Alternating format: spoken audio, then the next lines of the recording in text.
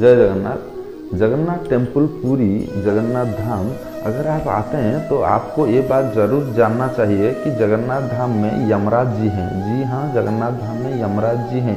क्यों है, इसके पीछे की जो पौराणिक कथा है, जो रोचक तत्व है, मैं आपको शेयर करने जा रहा हूँ। अगर आप पूरी मंदिर में आते हैं तो आप सिंहद्वार जो है, सिंहद्वार का अतिक्रम करने के बाद जो 22 सीढ़ियाँ हैं, 22 पहाड़ जिसे बोलते हैं, 22 सीढ़ी में तीसरी सीढ़ी में यमराज जी हैं।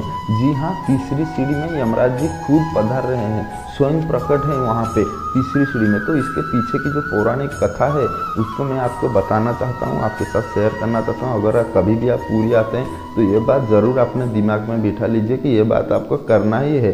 तो इसके पीछे की पौराणिक कथा क्या है मैं आपको बताता हूँ कि जो भी जगन्नाथ धाम आता था वो मोक्ष प्राप्त हो जाता था। उसको मृत्यु और जन्म मृत्यु के चक्र में वो नहीं पड़ता था, वो मोक्ष प्राप्त हो विष्णु धाम चला जाता था।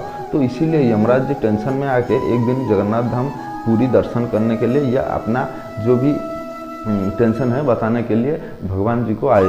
तो उन्होंने बताया कि भगवान, मेरे को आपने जिस कार्य में रखा है कि जो भी पाप करेगा मैं उसको दंड प्रदान करूंगा, मैं अपने काम ठीक से नहीं कर पा रहा हूँ। तो भगवान जी बोले क्यों? तो यमराज जी बोले कि जो भी विष्णु धाम जगन्नाथ धाम आता है वो मोक्ष प्राप्त कर लेता है, उसे जन्म मृत्यु से कोई टेंशन नहीं, जन्म मृत्यु के चक्कर में वो नहीं पड़ता। तो मैं क्या करूं? तो भगवान जी ने यमराज जी को बोला कि यमराज जी आप एक काम कीजिए, मेरा जो 22 पहाड़ है, 22 सीढ़ियाँ हैं, उसमें से तीसरी नंबर सीढ़ी में या आप यमशिला के नाम से, यमशिला जो काला पत्थर है, यमशिला के रूप में आप स्वयं विराजमान हो जाइए। जो भी भक्त मेरे को दर्शन करने के लिए आएगा वो यमशिला के ऊपर अपना पैर रख कर आएगा तो उसका सारे पाप आप वहीं पे नष्ट कर देना या अपने अंदर ही रख लेना। वो पुण्य आत्मा होकर मेरे पास आएगा। अगर मेरे को दर्शन करने के बाद जब भी वो रिटर्न जाएगा, वापस जाएगा, तभी अगर वो आपके ऊपर फिर से अपना पैर रखता है तो आप मेरे से जो वो पुण्य कमा के लेके गया होगा मंदिर से, सारे पुण्य उसमें से रख लेना और सारे पाप उसमें से उसको दे देना।